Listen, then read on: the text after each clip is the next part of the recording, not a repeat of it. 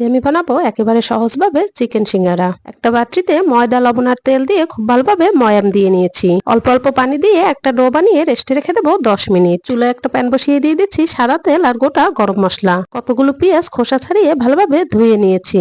পেঁয়াজগুলো কুচি করে কেটে নেবো, সাথে কেটে নেবো 2টা কাঁচামরিচ। এখন দিয়ে দেবো ছোট ছোট করে কেটে রাখা চিকেন। কতগুলো আলু নিয়েছি এভাবে ছোট ছোট করে কেটে ভালোভাবে ধুয়ে প্যানে দিয়ে দিচ্ছি।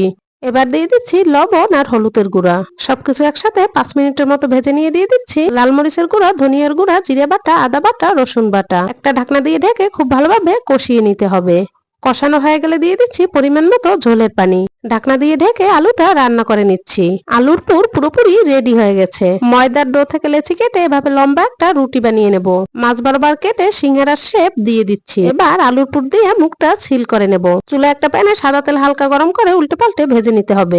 সিঙ্গারাগুলো একেবারে খাস্তা হয়েছে। আল্লাহ হাফেজ।